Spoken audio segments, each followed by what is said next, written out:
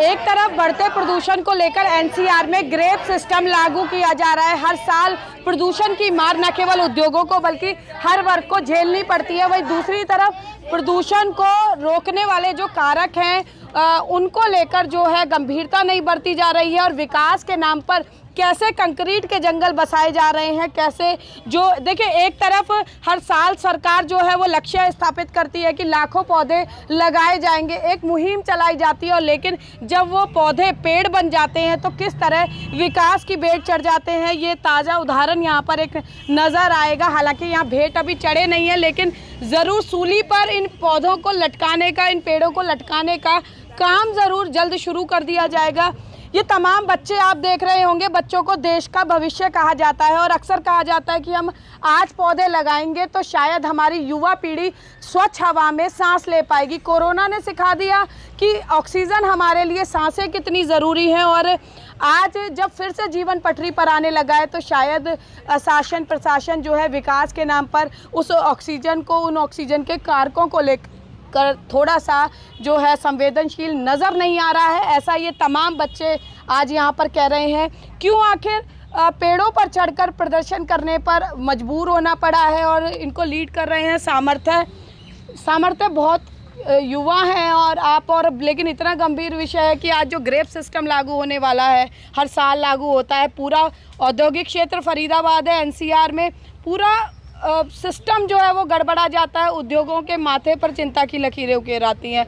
क्या कहेंगे, आज ये प्रोटेस्ट आप कर रहे हैं, क्या कारण है? और इस तरह के और भी मिनी फॉरेस्ट है तो लेकिन इसमें ऐसा क्या खास है?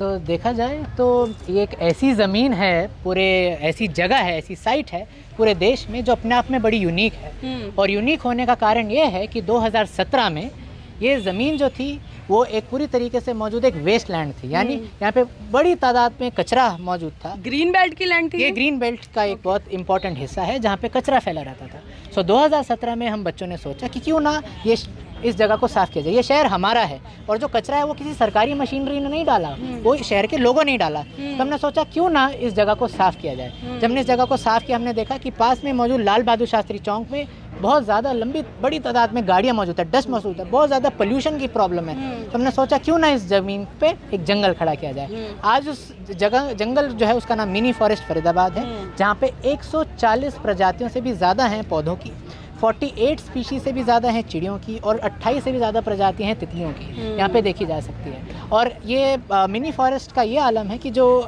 One of the leading magazine जो है इंडिया की, सेंचुरी एशिया, उसके अंदर भी इसको फीचर किया गया था इसी महीने, अगस्त के महीने में, सेंचुरी एशिया में।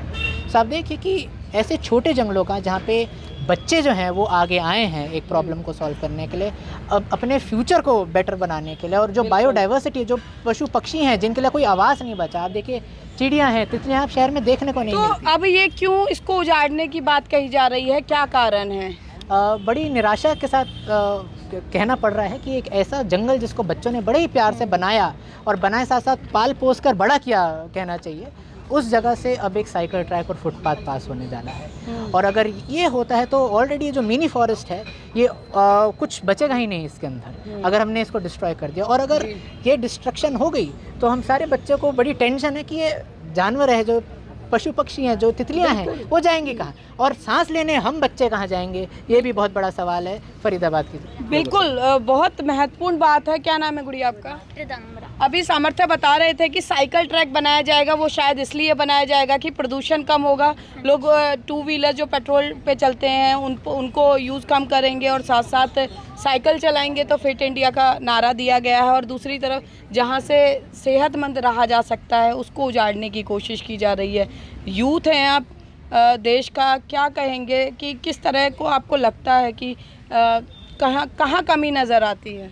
हमने अपने खुद हाथों से यहाँ छोटे छोटे प्लांट्स लगाए हैं, साफ़ भी खुद करा है, झाड़ू ला के, पता नहीं क्या क्या इतनी मेहनत करी। तो ऑब्वियसली हमें भी बुरा लगेगा कि हमने इतनी मेहनत से करा है। जब 8 साल के थे तब से यहाँ कर रहे हैं, 5 साल हो गए, तो हमारी भी काफ़ी सारी मेमोरीज जुड़ी हुई हैं इस प्लेस से। सो हम नहीं चाहते कि ये सब ख़त्म हो जाए। बिल्कुल। क्या नाम है आपका? नमस्कार जी, मेरा नाम राशिल है एंड अभी मैं एक लॉ स्टूडेंट हूँ, बट मैं यहाँ पे समर जी से मिला था अराउंड 2 साल पहले। मेरी दादी ने इंट्रोड्यूस करा था मुझे एंड काफ़ी अमेजिंग जर्नी रही है हमारी 2 साल में। मैं जब यहाँ पे आया था, I saw the beauty of this place. I have never seen this place पूरे हरियाणा में, to be honest. And I would like to ask the Indian politicians कि उनको सस्टेनेबल डेवलपमेंट का मतलब भी पता है, और is it just an English term जो वो इंडिया में ले आए हैं for grabbing the votes and all. One thing that I find here is कि एक फुटपाथ बनाने के लिए एक पूरे वेल एस्टैब्लिश्ड मिनी फॉरेस्ट को, जो प्रोबेबली हरियाणा में कहीं नहीं है, प्रोबेबली इंडिया में कहीं नहीं है, यू इवन सेड एशिया, एक स्टूपिड फुटपाथ के लिए जो आई मीन कॉमन लोग यूज़ भी नहीं करते आजकल। They have parks and all, वहाँ पे वो वॉक कर सकते हैं, साइकिल चला सकते हैं एंड ऑल। एक फुटपाथ के लिए एक पूरा फॉरेस्ट डिस्ट्रॉय करना doesn't make any sense. And overall I would like to even say कि probably this mini forest has a value of, just the trees probably have a value of 10 to 12 lakhs, right? And वो इतने special trees हैं, इतने endangered trees में यहाँ पे, जो ताकि यहाँ पे बर्ड्स भी जो आती हैं दे आर वेरी स्पेशल। बिल्कुल। क्या नाम है बच्चे आपका? तुषार, ये आपने ये पकड़ा, होल्ड किया हुआ है, और अब कोई आएगा और इस पेड़ को, आप यहाँ पर खड़े हुए हैं, आप इस पे बच्चे भी चढ़े हुए हैं, कोई आएगा इसको काट के चला जाएगा। कितना दुख होता है। आपने स्कूल की तरफ से भी आपको प्लांट्स कभी मिले होंगे, आपने लगाए होंगे। जब एक प्लांट या कोई पेड़ तोड़ता है तो क्या आपके मन में आता है कि ऐसे करना चाहिए, नहीं करना चाहिए? नहीं करना चाहिए। क्यों नहीं करना चाहिए? क्योंकि हमें पेड़ तो हमें चाहिए होते हैं, तो हम ब्रीथ कैसे कर पाएंगे? अगर पेड़ नहीं होंगे तो हम ब्रीथ कैसे कर पाएंगे?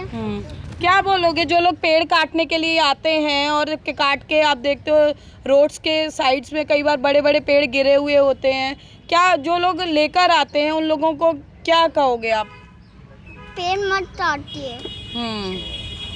बिल्कुल। सामर्थ्य, जो स्थानीय जनप्रतिनिधि हैं विधायक नरेंद्र गुप्ता जी, जब उनसे बात हुई, उनका विधानसभा क्षेत्र है, तो उन्होंने कहा कि इस एरिया के बारे में उन्हें जानकारी नहीं थी पूरी तरह से, और वो चाहते हैं कि आप लोग जाएं, उनसे बात करें, और वो उन्होंने आश्वासन भी दिया कि वो निश्चित तौर पर चाहेंगे कि ये जो आपने इतनी मेहनत की है और एक तोहफ़ा फरीदाबाद के लोगों को दिया है, तो वो बरकरार रहे। तो ऐसे में क्या आप आगे की रणनीति क्या है? और जैसा उन्होंने कहा है कि वो आप लोग मिलेंगे तो निश्चित तौर पर वैकल्पिक व्यवस्था निकाली जा सकती है। मैं यहाँ पे कहना चाहूँगा कि अगर आप मिनी फॉरेस्ट को देखें तो एकदम कॉर्नर में ये मौजूद है, ऐसा नहीं है कि किसी भी साइकिल ट्रैक के बीच में है। जो साइकिल ट्रैक आज के टाइम पे जो कंस्ट्रक्ट हो रहा है, यहाँ से लेके डायरेक्ट मथर रोड तक, वो कॉन्टीन्यूस है।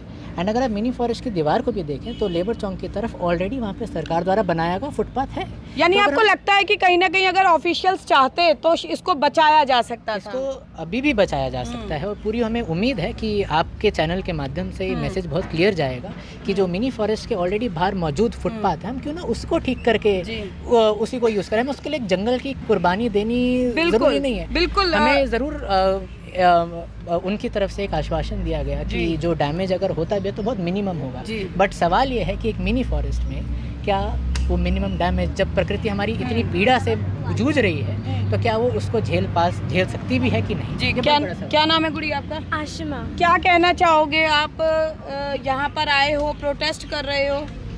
मैं ये कहना चाहूँगी कि हम इन पेड़ों को ना काटें, क्योंकि अगर पेड़ रहेंगे तभी हम सांस ले सकते हैं। साइकिल ट्रैक बनाना भी उतना ही ज़रूरी है, लेकिन साइकिल ट्रैक अगर हम बनाएंगे तो उसके लिए भी हमें हवा तो चाहिए। अगर हवा नहीं होगी तो हम कैसे साइकिल चलाएंगे? बिल्कुल। तो इसीलिए पेड़ लगाना बहुत ज़्यादा ज़रूरी है। और जो बाहर फुटपाथ है, अगर हम उसी को ठीक कर देंगे तो वहाँ पे जो अभी हम फॉरेस्ट को काट के बनाना चाह रहे हैं, वो वहीं पर हमारा काम हो सकता है। तो इसीलिए बेटर है कि हम इसको ना काटें और उसी को रिपेयर करके कुछ और बनाएं कि एटलीस्ट ये फॉरेस्ट बच जाए। क्या नाम है गुड़िया आपका? मेरा नाम ध्वनि है। कितनी मेहनत की, और जब देखते हैं अपनी बनी हुई चीज़ इस तरह से नज़र आती है, तो अब लेकिन डर है कि कब इसको उजाड़ दिया जाएगा। मुझे मैंने यहाँ पे मैंने प्लांट्स उगाए हैं, और यहाँ पे अलग ही मज़ा आता है प्लांट्स उगाने में, और इसको देखने में और ही मज़ा आता है। बट जब ये टूटेगा, जब यहाँ पे फुटपाथ बनेगा, तो कोई सेंस नहीं होगा इस चीज़ का, क्योंकि यहाँ पे बहुत मेहनत लगी है इसे बनाने में, और इसको तोड़ने में सिर्फ 2 मिनट लगेंगे, और फिर जब सारा टूट जाएगा तो अच्छा नहीं लगेगा। बिल्कुल। क्या नाम है आपका? नमस्कार, मेरा नाम गौतम है और मैं कानून का छात्र हूँ। जी जी। कानून के छात्र हैं तो कानून की लड़ाई में कई किताबों में नहीं देखा कि किस तरह से इसको बचाया जा सकता है मुझे अपने लगता सीनियर्स से। जी, मुझे लगता है इसे बचाया जा सकता है, क्योंकि आप देखिए फरीदाबाद में ऑलरेडी बहुत प्रदूषण है, दुनिया के one of the most polluted cities में से एक है। तो एनजीटी भी हमेशा से और सुप्रीम कोर्ट भी और तमाम हाई कोर्ट भी यही अपना स्टैंड रखे हैं कि शहरों में हमें ग्रीन कवर्स चाहिए, इस तरह के मिनी फॉरेस्ट चाहिए और इन्हें काटा नहीं जाना चाहिए। बिल्कुल। क्या नाम है आपका? नमस्कार मैम, मेरा नाम देवांश है, मैं दिल्ली का रहने वाला हूँ। मैं समर्थ को 5 साल से जानता हूँ और मेरे को पता है कि कितनी मेहनत करी है समर्थ और उसकी टीम ने ये बनाने में। मेरा बस यही कहना है कि एक पेड़ को जब हम काटते हैं तो सिर्फ एक पेड़ नहीं कटता, उसके अंदर पूरा इकोसिस्टम होता है और ये हम सबको पता है। तो उसका बहुत ही ज़्यादा ड्रास्टिक इम्पैक्ट पड़ता है और इसलिए हम बिल्कुल नहीं चाहते कि ये पेड़ कटे।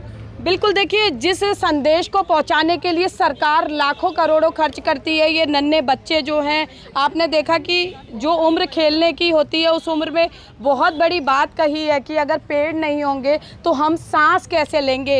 ये वो बच्चे हैं जिन्हें देश का भविष्य कहा जाता है और इनको वो बात समझ आती है जो शायद शासन प्रशासन में बैठे लोगों को समझ नहीं आती है और विकास के नाम पर इस तरह से जंगलों को उजाड़ा जाता है। ये बच्चे अपनी जो है अपना संघर्ष जो है यहाँ पर कर रहे हैं ताकि इन्होंने हाथों से जो पौधा लगाया था वो पेड़ बन सके और जो पेड़ है उसका फ़ायदा जो है आने वाली पीढ़ी है वो ले सके। लेकिन अब सवाल ये है कि आखिर शासन और प्रशासन के लोग आखिर ये क्यों समझने को तैयार नहीं है कि कोरोना में जो हाल हमने देखा है उसकी पुनरावृत्ति ना हो और ऐसी नौबत ही ना आए कि हमें कृत्रिम सांसों पर जिंदा रहना पड़े। तो ऐसे में जो बनी हुई चीज़ें हैं उनको उजाड़ने की बजाय यदि वैकल्पिक समाधानों पर जाएगा तो निश्चित तौर पर जंगल दिखा सकते हैं। और देखिए ये मैं आपको यहाँ पर दिखाना चाहूँगी कि ये मिनी फॉरेस्ट है और अपील बार बार यही कर रहे हैं हम हर उम्र के बच्चे जो हैं और हौसला बढ़ाने के लिए बड़े भी यहाँ पर मौजूद हैं कि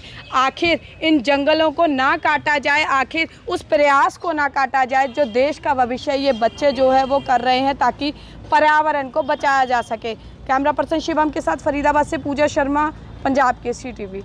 हमसे जुड़े रहने के लिए हमारे YouTube चैनल को सब्सक्राइब करें और नई वीडियो की नोटिफिकेशन के लिए बेल आइकॉन को दबाएं। अगर आप ये वीडियो Facebook पर देख रहे हैं तो लाइक जरूर करें और ज्यादा से ज्यादा शेयर करें। धन्यवाद।